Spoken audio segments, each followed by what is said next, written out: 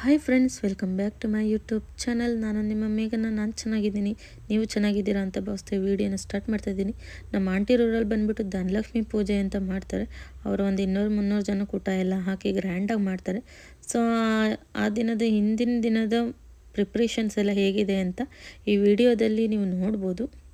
ಹಿಂದೆ ಯಾವ ರೀತಿ ಡೆಕೋರೇಷನ್ ಮಾಡೋಣ ಅಂತ ನಾವು ಯೋಚನೆ ಮಾಡ್ತಿದ್ವಿ. ಬಟ್ ಆಲ್ರೆಡಿ ನಮ್ಮ ಚಿಕ್ಕಪ್ಪ ಕೆಲವೊಂದು ದಿಂಬೆಗಳನ್ನ ತಂದುಬಿಟ್ಟು ಹಿಂದೆ ಫೋಟೋ ಇಟ್ಟು ಡೆಕೋರೇಷನ್ಸ್ ಮಾಡೋಕ್ಕೆ ಏನೋ ಒಂದು ಐಡಿಯಾ ಮಾಡ್ತಾಯಿದ್ರು. ನಾನು ಬಂದುಬಿಟ್ಟು ಕಳಶಕ್ಕೆ ಅದ್ರ ಮೇಲೆ ಇನ್ನೊಂದು ಚಮನ ಇಡೋದಕ್ಕೆ ಅದು ತುಂಬ ಟೈಟಾಗಿ ಫಿಟ್ಟಾಗಿ ಕುತ್ಕೊಳ್ಳಿ ಅಂತ ಹೇಳ್ಬಿಟ್ಟು ನಾನು ಅದರೊಳಗಡೆ ಡಬಲ್ ಟೇಪ್ನ ಅಂಟಿಸ್ಬಿಟ್ಟು ಮೇಲೆ ಒಂದು ಇಟ್ಟು ನೆಕ್ಸ್ಟು ನಾವು ಸೀರೆ ಎಲ್ಲ ಡ್ರೈಪ್ ಮಾಡ್ಕೊಂಡಿದ್ವಿ. ನಾನು ನಮ್ಮ ಆಂಟಿ ಬಂದುಬಿಟ್ಟು ಸೀರೆನ ಕಟ್ಟೋಣ ಅಂತ ಹೇಳ್ಬಿಟ್ಟು ನಮ್ಮ ಚಿಕ್ಕಪ್ಪನ ಹತ್ರ ಸ್ವಲ್ಪ ಹೆಲ್ಪ್ ತೊಗೊಂಡ್ವಿ. ಅವರು ಫುಲ್ ಕರೆಕ್ಟಾಗಿ ಕಟ್ತಾಯಿದ್ರು ನೀಟಾಗಿ. ನಾವು ಅದು ಟೈಟ್ ಆಯಿತು, ಇದು ಲೂಸ್ ಆಯಿತು, ಸ್ವಲ್ಪ ಟೈಟ್ ಲೂಸ್ ಮಾಡಿ ಅಂತ ಹೇಳ್ತಿದ್ವಿ. ನೆಕ್ಸ್ಟು ದೇವಿಗೆ ಮುಖವಾಡನ ಧರಿಸ್ತಾ ಇದ್ದೀವಿ. ಇನ್ನೊಂಚೂರು ಬಿಗಿ ಕಟ್ಟಿ ಇನ್ನೊಂದಿಷ್ಟು ದೇವರಿಗೆ ಮುಖವಾಡ ಎಲ್ಲ ಧರಿಸೋದ್ಮೇಲೆ ಬ್ಲೌಸ್ ಪೀಸ್ ಇರುತ್ತಲ್ಲ ಅದನ್ನು ಪೇಪರಲ್ಲಿ ರೋಲ್ ಮಾಡಿಬಿಟ್ಟು ಹಿಂದೆ ಒಂದೇನೋ ಸಪೋರ್ಟಿ ಕೊಟ್ಬಿಟ್ಟು ಆ ಥರ ನಿಲ್ಲಿಸ್ಬಿಟ್ಟು ಅದಕ್ಕೆ ಬಳೆ ಹಾಕೋಣ ಅಂತ ನೋಡ್ತಾ ಇದ್ದೆ. ಬಳೆ ಹಾಕ್ತೆ. ಆಮೇಲೆ ನಮ್ಮ ಆಂಟಿ ಬಂದುಬಿಟ್ಟು ನನಗೆ ತಾವರೆ ಹೂವು ಕೊಟ್ಟರು. ತಾವರೆ ಹೂವನ್ನ ನಾನು ಬಂದು ಒಂದೊಂದಾಗಿ ಫೋಲ್ಡ್ ಮಾಡಿದೆ. ಅದು ಬಂದು ಮೊಗ್ಗಾಗಿರುತ್ತೆ, ಅದು ಹಳ್ಕೊಂಡ್ರೆ ತುಂಬ ಚೆನ್ನಾಗಿ ಕಾಣುತ್ತೆ ಅಂತ ನನಗನ್ನಿಸ್ತು. ಸೊ ಹಂಗಾಗಿ ನಾನು ಆ ತಾವರೆ ಹೂವನ್ನ ಒಂದೊಂದಾಗಿ ಸ್ಪ್ಲಿಟ್ಸ್ ಮಾಡ್ಕೊತ ಬಂದೆ. ಅಲ್ಲಿ ಹಿಟ್ಟಿದೆ, ಬಟ್ ತುಂಬ ಚೆನ್ನಾಗಿ ಕಾಣ್ತು. ನೆಕ್ಸ್ಟು ನಮ್ಮ ಆಂಟಿನೂ ಕೂಡ ಇನ್ನೊಂದೇನಾದರೂ ಅಲ್ಪ ಸ್ವಲ್ಪ ಕರೆಕ್ಷನ್ಸ್ಗಳಿದ್ರೆ ಅದನ್ನು ಕೂಡ ಸರಿ ಮಾಡ್ತಾ ಇದ್ದಾರೆ. ಅವರು ಸರಿಯಾಗಿ ಹಾಕಿದಳೋ ಇಲ್ವೋ ಇವಳಿಗೆ ಗೊತ್ತಾಗಲ್ಲ ಇನ್ನು ಅವರು ಯಾವತ್ತು ಏನೇ ಆದ್ರೂ ನಾನು ಅವಳಿಗೆ ಚಿಕ್ಕ ಮಗಳೇನೆ ಅಲ್ವಾ. ಸೊ ಅದಕ್ಕೋಸ್ಕರ ಅವರು ಒಂದ್ಸತಿ ಕನ್ಫರ್ಮೇಷನ್ ಮಾಡ್ಕೊತಿದ್ದಾರೆ. ಫೈನಲಿ ನಾವು ಬ್ಯಾಕ್ಗ್ರೌಂಡ್ ಡೆಕೋರೇಷನ್ನ ಮಾಡೋಣ ಅಂತ ಬಂದ್ವಿ. ಈ ಒಂದು ದೊಡ್ಡ ಹಾರ ಇದೆಯಲ್ಲ, ಆ ಹಾರಕ್ಕೋಸ್ಕರ ನಾವು ಇಷ್ಟೆಲ್ಲ ಹರಸಾಹಸ ಪಟ್ವಿ. ಫೈನಲಿ ನಾವು ಅದನ್ನು ಹಾಕೋದ್ರಲ್ಲಿ ಸಕ್ಸಸ್ಫುಲ್ ಆದ್ವಿ. ನೀವು ಲಾಸ್ಟಿಗೆ ನೋಡಿ ಆ ಹಾರ ತಂದಿದ್ದಕ್ಕೂ ಸಾರ್ಥಕ ಆಯಿತು ಅಂತ ಎಲ್ಲರೂ ಖುಷಿ ಪಟ್ವಿ. ಆಮೇಲೆ ನಾವು ಹೊರಗಡೆಯಿಂದ ಒಂದು ಕ್ಲಿಪ್ಪಿಂಗ್ಸ್ನ ಆ್ಯಡ್ ಮಾಡಿದ್ದೀನಿ. ಹೊರಗಡೆಯಿಂದ ಯಾವ ರೀತಿ ಕಾಣುತ್ತೆ ನಾವು ಮಾಡಿದ ಡೆಕೋರೇಷನ್ಸ್ ಆಗಲಿ ಎಲ್ಲನೂ ನೀವು ನೋಡ್ಬೋದು. ಬಾಗಿಲಿನ ತೋರಣಕ್ಕೆ ಕೂಡ ನಾವು ತುಂಬ ಚೆನ್ನಾಗಿ ಡೆಕೋರೇಷನ್ ಮಾಡಿದ್ದೀನಿ ಅಂತ ನಾನು ಅನ್ಕೋತೀನಿ. ನಿಮ್ಗಳಿಗೆಲ್ಲ ಏನಂತ ಅನಿಸ್ತು ಅಂತ ನೀವು ನನ್ನ ಕಮೆಂಟ್ ಬಾಕ್ಸಲ್ಲಿ ಕಮೆಂಟ್ ಮಾಡಿ ಅಂತ ನಾನು ಹೇಳ್ತಾ ಒಳಗಡೆ ಹೋಗ್ತಾ ಇದ್ದೀನಿ. ಆಮೇಲೆ ಎಂಟ್ರೆನ್ಸ್ ಆಗಿದ ತಕ್ಷಣ ಈ ಕಡೆ ಸೈಡಲ್ಲಿ ಸ್ವಲ್ಪ ಡೆಕೋರೇಷನ್ ಮಾಡೋದಕ್ಕೆ ಅಂತಲೇ ಸ್ವಲ್ಪ ಏನೇನೋ ಅವಾಗ ಸ್ವಲ್ಪ ಪ್ಲ್ಯಾನ್ ಮಾಡಿಸ್ಕೊಂಡು ಬಿಟ್ಕೊಂಡಿದ್ದಾರೆ. ಬಟ್ ಆ ಪ್ಲ್ಯಾನ್ ಯಾವುದು ಇನ್ನೂ ಸಕ್ಸಸ್ ಆಗಿಲ್ಲ. ಎಲ್ಲದನ್ನು ಫುಲ್ಲು ನಾವು ಫ್ಲವರಲ್ಲೇ ಸ್ವಲ್ಪ ಡೆಕೋರೇಷನ್ ಮಾಡಿದ್ದೀವಿ. ನಮ್ಮ ಆಂಟಿ ಬಂದುಬಿಟ್ಟು ತುಂಬ ಹೂಗಳನ್ನ ತರಿಸಿದ್ರು. ಸೊ ಆ ಹೂವುಗಳು ಯಾವುದೂ ವೇಸ್ಟ್ ಆಗಬಾರ್ದು ಅಂತ ಲಕ್ಷ್ಮಿ ಕೂರಿಸಿರೋದು ಅಕ್ಕಪಕ್ಕ ಎಲ್ಲನೂ ಕೂಡ ನಾವು ಪ್ರತಿಯೊಂದು ಹೂವನ್ನೆಲ್ಲ ಡೆಕೋರೇಷನ್ ಮಾಡಿದ್ವಿ. ನಾವು ಯಾವುದೇ ರೀತಿ ಪ್ಲಾಸ್ಟಿಕ್ಸ್, ಒಂದು ಸಿಂಗಲ್ ಪ್ಲಾಸ್ಟಿಕ್ ಸಹ ನಾವು ಎಲ್ಲೂ ಕೂಡ ಬಳಸಿಲ್ಲ. ಎಲ್ಲ ನ್ಯಾಚುರಲ್ಲಾಗೇ ಒರಿಜಿನಲ್ ಫ್ಲವರ್ಸ್ನ ಯೂಸ್ ಮಾಡೇ ನಾವು ಫುಲ್ಲು ಮನೆ ಆಗಲಿ ದೇವ್ರ ಹತ್ರ ಆಗಲಿ ಫುಲ್ ಡೆಕೋರೇಷನ್ ಮಾಡಿದ್ದೀವಿ. ಯಾವ ರೀತಿ ದೇವಿ ಕಾಣ್ತಾ ಇದ್ದಾಳೆ ಅಂತ ನೀವೇ ನೋಡ್ಬೋದು. ನಮ್ಮ ಆಂಟಿಯವ್ರು ಬಂದುಬಿಟ್ಟು ಯಾಕೆ ವರಮಹಾಲಕ್ಷ್ಮಿ ಮಾಡಲ್ಲ ಧನಲಕ್ಷ್ಮಿ ಮಾಡ್ತಾರೆ ಅಂದರೆ ಅವ್ರದ್ದು ಬಂದುಬಿಟ್ಟು ಹೋಟೆಲ್ ಇದೆ.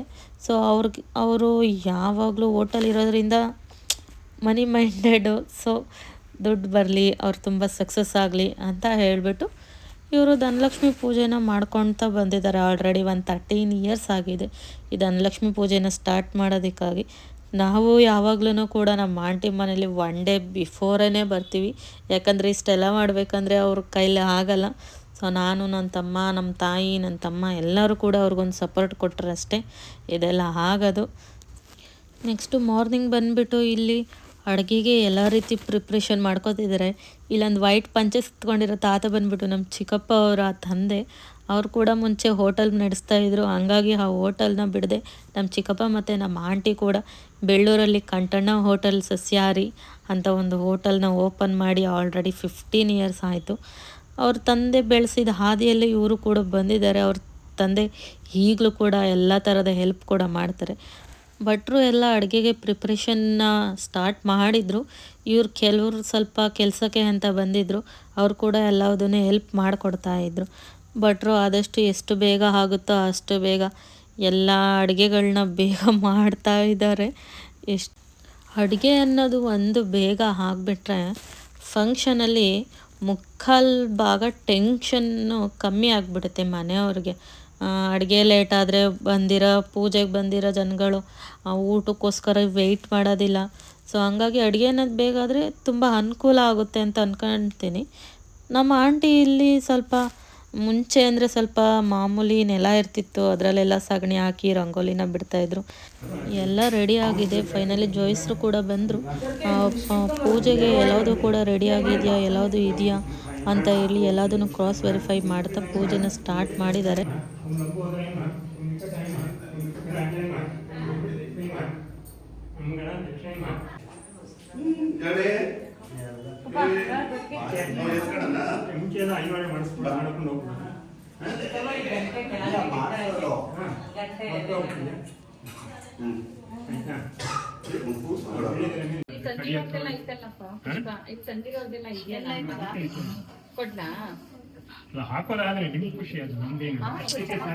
ಆಮೇಲೆ ಇಲ್ಲಿ ಒಬ್ಬೊಬ್ಬರಾಗೆ ದೇವಿಗೆ ಅರಿಶಿನ ಕುಂಕುಮ ಮತ್ತು ಅಕ್ಷತೆ ಹೂವು ಎಲ್ಲವನ್ನು ಹಾಕಿ ಪೂಜೆ ಮಾಡ್ತಿದ್ರು. ನಮ್ಮ ಅಜ್ಜಿ ನಮ್ಮಮ್ಮ ಎಲ್ಲರೂ ಪೂಜೆ ಮಾಡ್ತಾ ತುಂಬ ಖುಷಿ ಪಡ್ತಾಯಿದ್ರು. ಆಮೇಲೆ ನಾನು ಕೂಡ ಪೂಜೆ ಮಾಡೋಣ ಅಂತ ಬಂದೆ ದೇವ್ರ ಹತ್ರ. ನನಗೂ ತುಂಬ ಸ್ಯಾಟಿಸ್ಫೈ ಆಯಿತು. ನಾವು ಮಾಡಿರೋ ದೇವರಿಗೆ ಅಲಂಕಾರ ಆಗಲಿ, ಜೋಯಿಸ್ರು ಮಾಡಿಸಿರೋ ಪೂಜೆ ಆಗಲಿ, ಪ್ರತಿಯೊಂದು ಕೂಡ ತುಂಬ ಚೆನ್ನಾಗಿ ನಡೀತು ಆವತ್ತು ನಮ್ಮ ಆಂಟಿ ಮನೇಲಿ.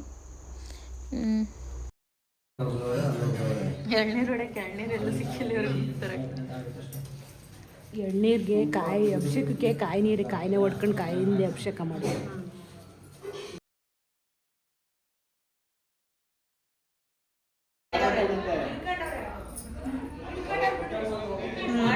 ಆಮೇಲೆ ನೈಟ್ ಕೂಡ ದೇವರಿಗೆ ಆರತಿ ಮಾಡಿ ದೇವ್ರನ್ನ ಸಡಿಲಿಸ್ಬೇಕಿತ್ತು.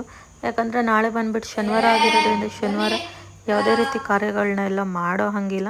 ನಾನು ನಮ್ಮಮ್ಮ ನಮ್ಮ ಆಂಟಿ 3 ಜನ ಸೇರಿಕೊಂಡು ದೇವರಿಗೆ ಆರತಿ ಮಾಡ್ತಾ ಹಾಡು ಹೇಳ್ತಾ ನಾವು ಈ ವಿಡಿಯೋನ ಇವತ್ತು ನಾನು ಎಂಡ್ ಮಾಡ್ತಾ ಇನ್ನೊಂದು ವಿಡಿಯೋ ಮೂಲಕ ಇನ್ನೊಂದು ದಿನದ ಸಿಗ್ತೀವಿ ಅಂತ ಹೇಳ್ತಾ ಎಲ್ಲರಿಗೂ ಧನ್ಯವಾದಗಳು. ನನ್ನ ವಿಡಿಯೋ ಯಾರೆಲ್ಲ ನೋಡಿದ್ದೀರಾ ಅವರಿಗೆ.